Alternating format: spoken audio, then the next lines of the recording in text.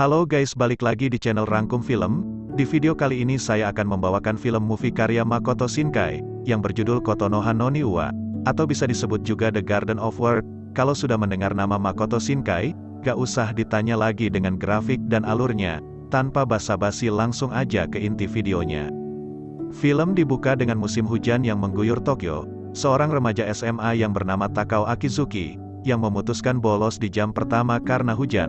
Setelah turun dari kereta, Akizuki mengunjungi Taman Shinjuku Gion sambil menggambar sebuah sketsa sepatu wanita. Akizuki bercita-cita menjadi pembuat sepatu terkenal. Sampainya di sana, Akizuki bertemu dengan seorang wanita yang berumur 27 tahun yang bernama Yukino. Sambil menikmati coklat dan bir di taman tersebut, yang ternyata Akizuki menggambar sketsa sepatu milik Yukino, Akizuki merasa kalau dia pernah bertemu Yukino.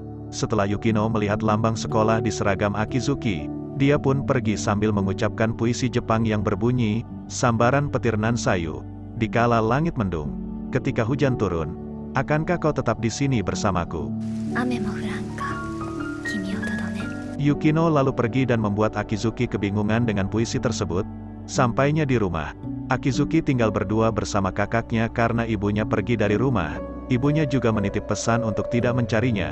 Kakaknya juga berencana pindah yang membuat Akizuki terpaksa tinggal sendirian. Rupanya ibunya kesal dengan anaknya yaitu kakaknya Izuki yang berencana pindah. Ibunya juga memutuskan pergi dengan pacarnya. Di jam istirahat, Akizuki menghabiskan waktunya untuk membuat sepatu. Dia juga menanyakan kepada kakaknya maksud dari puisi yang diucapkan oleh Yukino. Namun kakaknya juga tidak mengerti arti dari puisi tersebut. Keesokan harinya, Akizuki senang karena cuaca hujan, yang membuatnya bisa bolos di jam pertama. Sesampainya di taman, ternyata Yukino juga berada di sana. Yukino melihat Akizuki yang sedang menggambar sketsa sepatunya. Mereka juga membicarakan tentang mereka yang sama-sama membolos. Akizuki bolos sekolah dan Yukino bolos kerja. Akizuki juga menyuruhnya untuk tidak terlalu sering-sering minum bir, karena tidak baik untuk kesehatannya. Kemudian Akizuki pergi untuk masuk di mata pelajaran selanjutnya.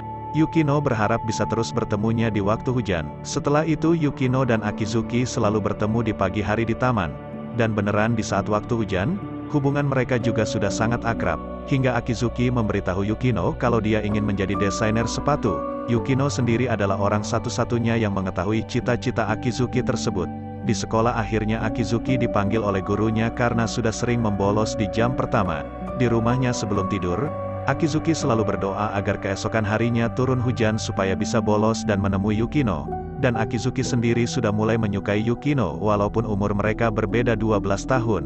Tetapi bagus untuk Akizuki, karena orang-orang dewasa di sekelilingnya Yukino pasti menganggap kalau Yukino adalah anak berumur 15 tahun. Dan doanya pun terkabulkan. Mereka berdua kembali bertemu. Tetapi Yukino seperti orang menutupi sesuatu. Akizuki mengira kalau dia sudah dipecat karena keseringan membolos. Yukino sekarang sudah tidak lagi minum bir di pagi hari. Mereka berdua pun sarapan dengan bekal masing-masing.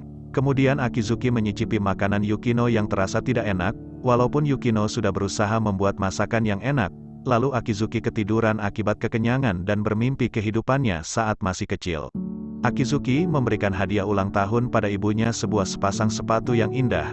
Sampainya di rumah, Yukino ditelepon oleh mantan pacarnya yang bernama Takehara, yang menanyakan kabarnya dan surat pengunduran dari tempat ia bekerja. Takehara juga menanyakan kabar nenek tua dan menyuruh Yukino untuk berterima kasih padanya karena sudah menemani dirinya selama ini. Yang dimaksud nenek tua ini adalah Akizuki. Entah kenapa Yukino berbohong padanya dan merahasiakan kalau dia bertemu dengan Akizuki. Keesokan harinya Yukino dan Akizuki bertemu. Yukino juga memberikan hadiah yaitu buku handmade Sius yang harganya cukup mahal.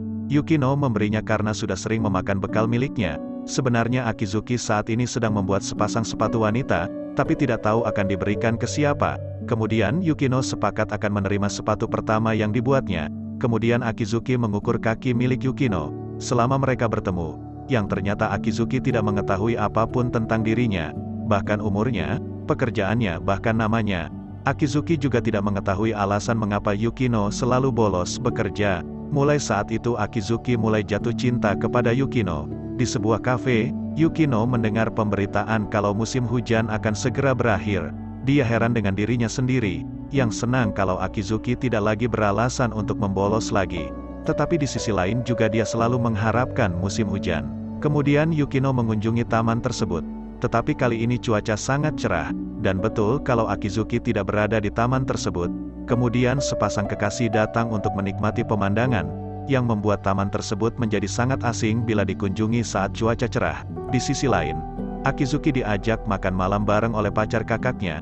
Akizuki menolaknya karena dia harus bekerja supaya tidak merepotkan kakaknya. Pacar kakaknya juga mendukung Akizuki menjadi desainer sepatu. Mulai saat itu Akizuki mulai tinggal sendirian. Liburan musim panas pun tiba. Yukino terbangun dengan kecewa karena cuaca hujan tidak lagi turun. Di sisi lain, Akizuki sedang sibuk kerja dan memanfaatkan waktunya sebaik mungkin untuk mencari uang tambahan untuk membayar biaya kuliahnya dan membeli perkakas untuk membuat sepatu.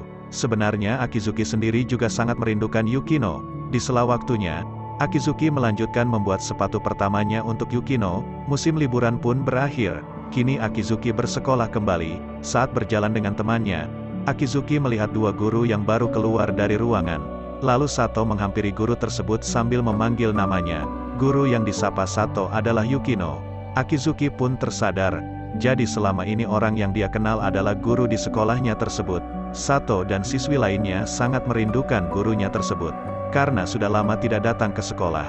Akan tetapi ini adalah hari terakhir Yukino mengajar, dan inilah topik yang Yukino bahas dengan Takehara di telepon sebelumnya. Di atap sekolah, temannya bercerita kepada Akizuki tentang Yukino. Akizuki juga berbohong kalau dia tidak mengenalnya. Temannya memakluminya karena Yukino adalah guru sastra kelas 3, sedangkan guru sastra di kelasnya adalah Takehara. Terungkaplah mengapa Yukino merahasiakan Akizuki dari Takehara, karena Akizuki adalah salah satu siswanya. Kemudian Tako bercerita kalau Yukino bermasalah dengan siswa kelas 3, yang digosipi kalau Yukino dituduh merebut pacar dari siswa lain. Itulah mengapa Yukino selalu bolos bekerja dan juga memutuskan pergi dari sekolah tersebut. Lalu Akizuki menanyakan kepada temannya, nama anak kelas 3 yang sering menggosipi Yukino. Dia bernama Aizawa. Akizuki pergi mendatangi Aizawa, yang mana kala itu dia sedang menjelek-jelekan Yukino. Akizuki pun marah dan menamparnya. Lalu teman laki-lakinya Aizawa menghajar balik Akizuki hingga tersungkur dan babak belur. Keesokan harinya Akizuki datang ke taman walaupun hujan tidak turun. Dan benar kalau Yukino berada di sana. Kemudian Akizuki mengucapkan tanka sastra Jepang klasik yang berbunyi, sambaran petir nan sayu. Walau hujan tidak turun, aku akan tetap di sini bersamamu. Itu adalah balasan tanka Yukino saat pertama kali mereka bertemu. Kemudian Yukino menanyakan kepada Akizuki mengapa wajahnya bisa babak belur. Akizuki memberitahunya kalau dia habis berkelahi dengan seseorang. Tak lama kemudian badai hujan datang yang membuat mereka basah kuyup. Yukino mengajak Akizuki untuk singgah di apartemennya sambil menikmati makanan dan teh yang dibuat oleh Akizuki. Setelah menikmati kebersamaan, Akizuki mengungkapkan isi hatinya kalau dia menyukainya. Namun Yukino menolaknya dan berkata kalau dia adalah gurunya. Yukino juga akan pindah ke kampung halamannya di Shikoku.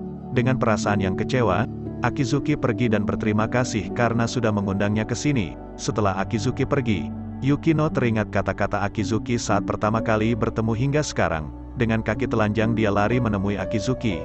Sampainya di sana, Akizuki berkata kalau dia menyesal bertemu dengannya. Orang yang pemabuk bahkan mengatakan tanka yang rumit. Akizuki berkata kalau Yukino selalu mendengarkan cerita hidup orang lain tapi tidak menceritakan hidupnya bahkan masalah yang dihadapinya. Yukino pun menangis lalu memeluk Haruki dengan erat.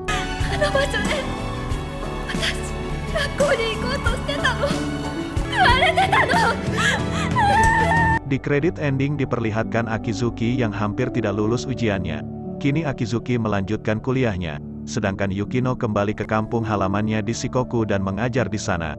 Akizuki mendatangi taman untuk membaca surat yang ditinggalkan Yukino.